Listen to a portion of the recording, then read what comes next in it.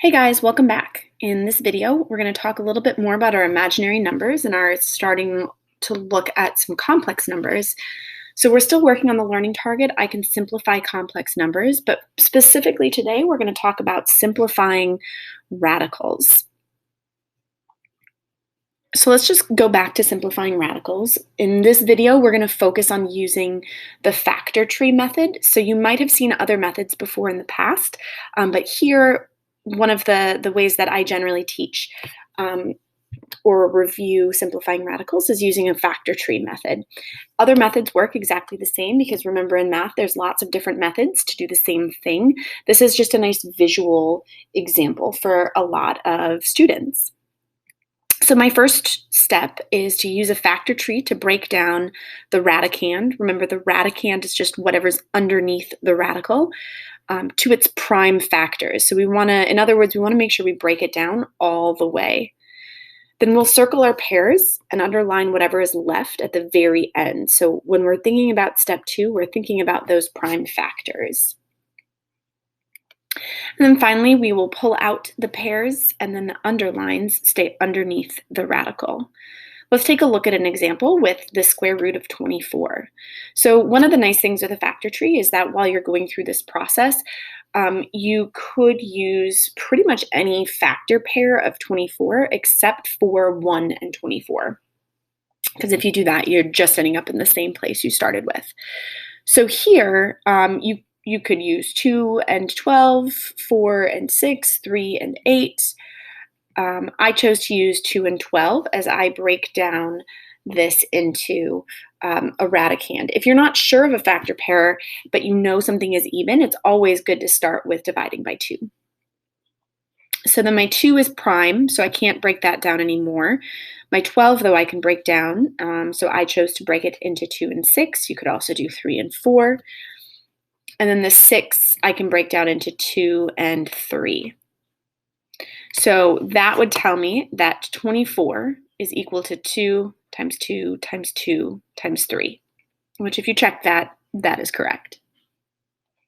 My second step then tells me to circle my pairs and underline what's left. So at this point, we're looking at just those prime factors at the ends. So the 6 has been broken down, the 12 has been broken down, the 24 has been broken down. So we don't want to do those. Those aren't usable anymore.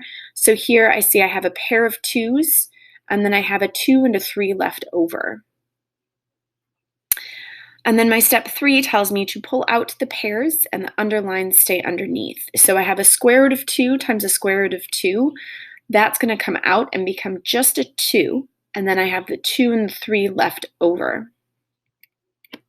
So here, my square roots of 2 got pulled out into a 2. And then I have a square root of 2 and a square root of 3 left. Those are being multiplied because remember we factored, which is dividing. So when we're putting it back together, we're going to multiply. So I have 2 times 3 underneath, which gives me 2 times the square root of 6 as my answer. Let's talk a little bit more about that third step. Why step 3? Why can we say we can pull out our pairs and our underlines stay underneath? Well, if we go back to square roots and the definition of square roots, let's say we have something squared under the square roots. I'm going to start with variables, then we'll go back and look at some numbers, and then we'll look at something that isn't a perfect square. So we know by definition that x squared is just x times x. So the square root of x squared is just the square root of x times x.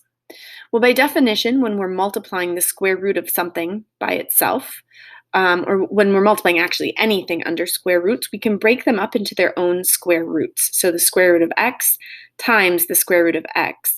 And by definition, the square root of something times the square root of itself is just x. So how does that work with numbers? Well, let's look at 9. The square root of 9, we know we could factor into 3 times 3. So we have the square root of 3 times 3, which is just the square root of 3 times the square root of 3, which again, by definition, the square root of 3 times square root of 3 equals 3. So what about for this one? The square root of 18. We know 18 is not a perfect square. So if we were to break this down, we know it's 2 times 9. And so I would have the square root of 2 times the square root of 9, and then I could break down that square root of 9 further, or you could say, hey, I know that the square root of 9 is 3. But if you didn't, we could break it down further and say, oh, so that's the square root of 2 times the square root of 3 times 3. And then I know I can break this up into the square root of 2 times the square root of 3 times the square root of 3. And this will all simplify, since I've got a square root of 3 times a square root of 3. As we just discovered up here, that's just 3.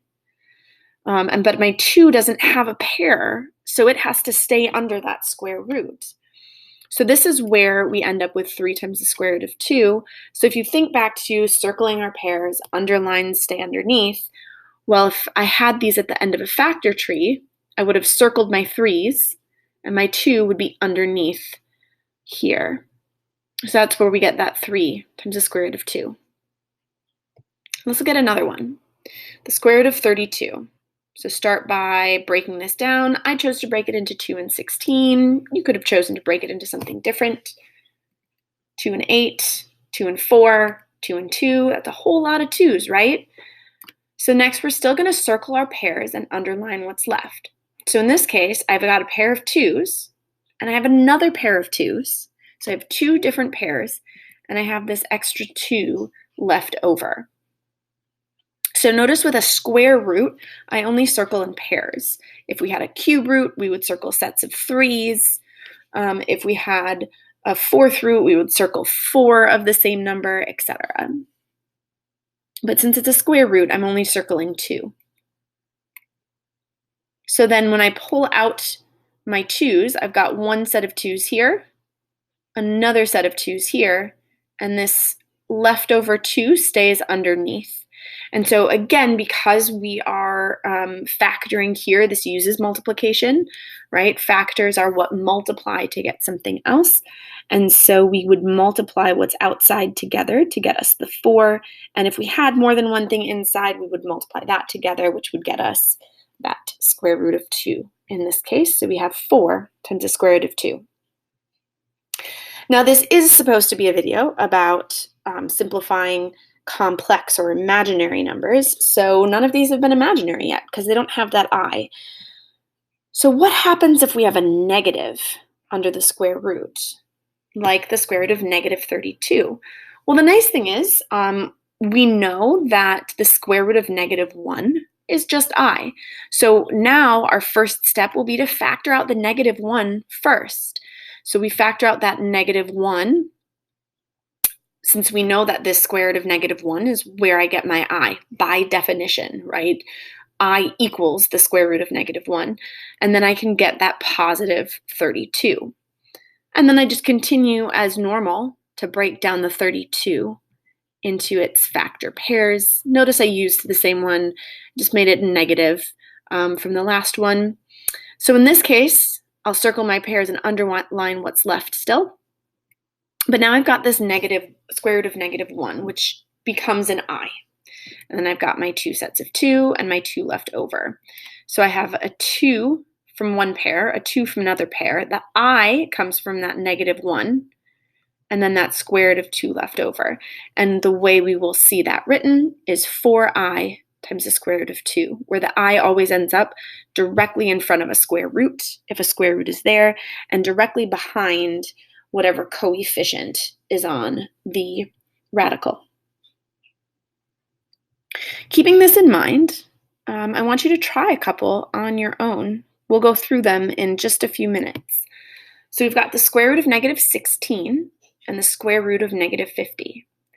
Pause the video here and take a moment to simplify both of these on your own.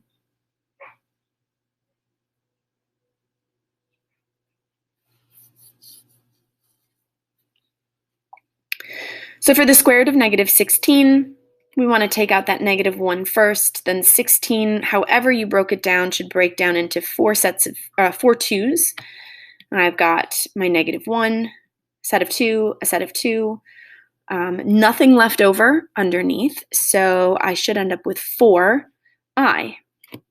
And then my negative 50, however you broke it up, you should end up with a 2, a 5, a 5, and then that negative 1. So I've got my negative 1, a set of 5s, a 2 left over, so I should end up with 5i root 2. But let's talk about complex numbers. So what we just saw here were imaginary numbers by themselves. So 4i, 5i root 2, that's a single number. A complex number has two parts, and they take the form of a plus or minus bi. So the a part is the real part. So this is going to be the real part of our complex number. And then bi is the imaginary part of our complex number. And a way to remember what order should this go in, what should this look like, we want to be real up front with our math. So we always want the real number to come first. So the real number plus or minus the imaginary number. Knowing this allows us to simplify complex numbers as well, such as this one, simplifying the expression 4 minus the square root of negative 49. So here I've got my 4, that's the real part of this complex number, and I've got the square root of negative 49, which is not simplified because it's not in its most simple radical form. So I want to break that down just like we were doing in the previous examples. So negative 1 and 49, 7 and 7, can't break those down anymore. So I've got my I here with the negative 1, and I've got a pair of 7s, nothing left over. So I would end up with the real number 4, the minus stays the same, and then 7i is my imaginary part.